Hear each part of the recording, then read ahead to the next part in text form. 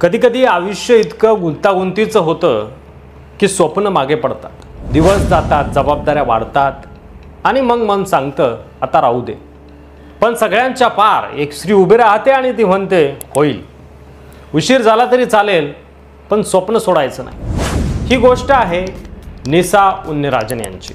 40 वर्षाची 2 मुलींची आई, 40% श्रवणदोष असलेली आणि तरीही UPSC क्रॅक करणारी निसा केरळमधल्या तिरुवनंतपुरम इथल्या. साधं आयुष्य, नवरा, मुली, घरकाम, थोडंसं शिकणं.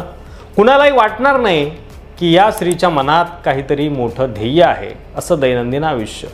वयाची 35 वर्ष झाली होती तेव्हा अचानक तिच्या मनात विचार आला, मला IAS व्हायचं आहे. पहिल्या काही दिवसातच समाजाचं हसू, नातेवाईकांचा अविश्वास आणि स्वतःच्याच मनातले प्रश्न की हे खरंच शक्य आहे का. पण तिनं एक ठरवलं, स्वतःला एक संधी द्यायचीच. निसा उन्नीराजन UPSCच्या तयारीसाठी कोचिंगला जाऊ लागल्या. तिरुवनंतपुरमच्या एका छोट्या कोचिंग सेंटरमध्ये त्या बसायला लागल्या. दिवस घरातल्या कामात आणि रात्री अभ्यास. मुलींची काळजी, घरकाम, नवऱ्याची मदत आणि मध्येच त्या श्रवण दोषामुळे येणाऱ्या अडचणी. त्या असं म्हणतात की लोक मला म्हणायचे की तुला एकूच नीट येत नाही, तू UPSC काय क्रॅक करशील. पण प्रत्येक वेळी ती अधिकच ठाम होत गेली. UPSCची तयारी म्हणजे एक अभ्यास नाही, ती एक मानसिक लढाई असते असं म्हणावं लागेल. 7 वेळा त्यांनी परीक्षा दिली, 7ही वेळा अपयश आलं. प्रत्येक वेळी एक नवा पेपर, एक नवा अभ्यासक्रम आणि नव्या अडचणी. पण अपयश त्यांना तोडू शकलं नाही, कारण त्या प्रत्येक अपयशाला त्यांनी शिक्षक मानलं. निसा उन्नीराजन यांना एका व्यक्तीकडून प्रेरणा मिळाली.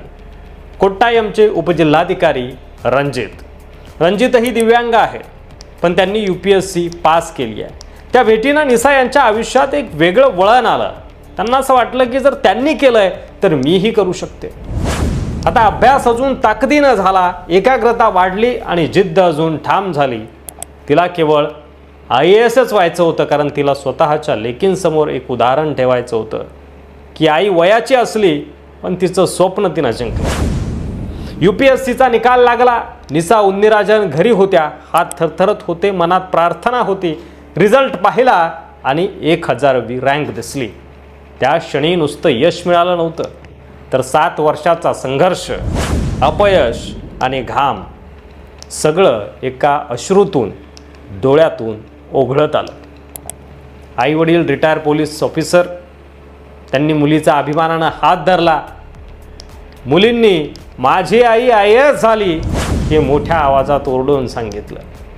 निसा यांची ही कहाणी फक्त त्यांची नाही आहे, ही प्रत्येक स्त्रीची आहे जिला वाटतं आता वय झालंय. ही प्रत्येक गृहिणीची कहाणी आहे जिला स्वतःसाठी वेळ नाही, आणि प्रत्येक दिव्यांग व्यक्तीची कहाणी आहे जिला वाटतं की हे माझ्यासाठी नाही आहे. निसा सांगतात की स्वप्न सोडू नका. 7 वेळा पडलात तरी चालेल, पण 8व्या वेळी उभं राहा आणि लढा. त्यांच्या ध्येय, त्यांची चिकाटी आणि त्यांच्या यशामध्ये आपल्या समाजाला शिकण्यासारखं बरंच आहे. ही होती निसा उन्नीराजन यांची कहाणी, जिचं स्वप्न 35व्या वर्षी जन्मलं आणि 40व्या वर्षी साकार झालं. आता विचार करा, तुमचं स्वप्न कुठं अडलंय? ते खूप लांब आहे का, की फक्त एका संधीची गरज आहे? स्वप्न हे वय पाहत नाही, ते पाहतं फक्त तुमचं धैर्य. या यशोगाथेवर, या संघर्षगाथेवर, निसा उन्नीराजन यांच्या या जिद्द आणि चिकाटीवर तुमचं मत कमेंट बॉक्समध्ये लिहायला विसरू नका. व्हिडिओ जर आवडला असेल तर जास्तीत जास्त शेअर करा, आणि अशाच माहितीपूर्ण व्हिडिओसाठी मराठी मंडळीवर नवीन असाल तर सबस्क्राईब करायला अजिबात विसरू नका. पुन्हा भेटू पुढच्या व्हिडिओमध्ये. तोपर्यंत रजा घेतो. धन्यवाद. जय महाराष्ट्र.